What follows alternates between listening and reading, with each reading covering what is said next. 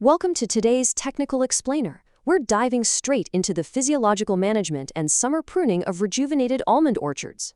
As agronomic professionals, our goal here is precise. We need to balance vegetative vigor with reproductive capacity in mature, intensive production systems. We've got a clear, practical roadmap for this session. We'll start with a technical objective, move into some observed field analysis, break down the plant physiology, and then walk through the calming practices, orchard replacements, and finally, how to achieve long-term equilibrium. Let's get right to it. Starting with Section 1, our technical objective, giving old orchards a second life. So picture a 50-year-old almond orchard. It's currently in the summer phenological phase, and we're transitioning it into the Zaragoza system. The reality out in the field? It's recovering from a severe rejuvenation pruning executed back in 2023. Notice that massive, vigorous vegetative response shooting right out of the ancient trunks. Those initial, drastic cuts force the plant into survival mode, and now it's our job to manage that intense reaction. And that brings us to what we call potatura di riforma, or rejuvenation pruning. Essentially, it's the foundational step of restructuring an aging tree's canopy. The idea is to restore its productive capacity by taking advantage of the existing, highly efficient root system. As long as the primary wooden structures don't have any deep decay, this protocol gives the orchard a literal second life.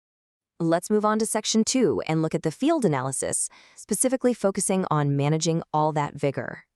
The main issue we're observing in the field right now is pretty obvious. Because of that initial severe pruning, the plant's primary biological directive was just to rebuild its lost leaf surface area as fast as possible. The result? We are seeing excessive dominant vertical shoot growth. If we don't carefully govern this rapid vegetative expansion, it's going to severely compromise our future yield. Timing here is absolutely crucial to understand. Remember, the severe pruning happened in 2023. Right now, we're in July, which is the exact critical window for summer topping and floral induction. We save the heavy structural selection for October and November, when the tree is actually in vegetative dormancy. So the interventions we're talking about today are highly specific to this precise summer phase. Now for Section 3. Let's shift gears a bit and look at the underlying plant physiology, how we force the shift from wood production to flowers. There's a stark contrast going on inside the plant right now. When a tree is in a vegetative state, it has high apical dominance. It basically just wants to produce wood and operates under zero stress. Reproductive activity, on the other hand, requires shifting energy to the lateral branches for floral induction. This is actually a survival response triggered by controlled stress. So, as technicians, we literally have to force the plant to abandon its comfortable vegetative state. The exact biological mechanism for this shift is called induzione florale, or floral induction. It's a complete physiological metamorphosis for a bud. Its entire destiny changes from just growing vegetative leaves to developing reproductive floral structures. And this crucial transformation kicks off right now in the July heat, wrapping up with full floral differentiation by September or October. So, how do we trigger this reproductive shift? We use highly specific agronomic stressors. First, we apply a light summer topping, or sematura, to physically break that apical dominance. At the same time, we introduce controlled water stress by moderately pulling back on irrigation. When you combine these actions, you're essentially tricking the plant. It perceives a threat to its vegetative expansion and naturally alters its hormonal balance to ensure its survival through next year's seeds and flowers. Section 4. Let's take these physiological concepts and look at the actual calming practice, precision summer pruning out in the field. Take a look at the mechanical pruner executing this summer topping operation. Notice that it's not a heavy cut.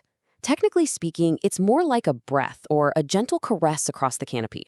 We're literally only removing the top few centimeters of those dominant vertical shoots. The whole goal here is just to calm the plant's vertical drive, not to empty out the internal canopy. We have to preserve that current canopy mass. Doing traditional heavy summer pruning right now would be a massive error. First off, heavy cuts strip away the photosynthetic surface area the tree desperately needs. Plus, if you open up the canopy too much, you expose those 50-year-old ancient wooden branches to severe sunburn. And perhaps most importantly, a heavy cut is just going to stimulate more unwanted, aggressive vegetative regrowth, which completely defeats our primary objective of shifting energy to the lateral branches. This delicate balance is summed up perfectly by agronomist Vito Vitelli. He notes, the plant must slow down, not suffer. Here lies the boundary between technique and improvisation. The stress we apply has to be precisely calibrated.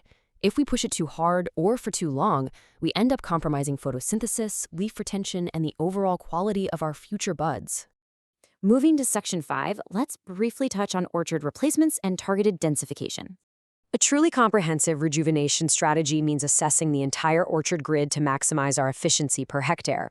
This means we utilize those ancient viable root systems where we can, but we also execute targeted infilling, or infidimento.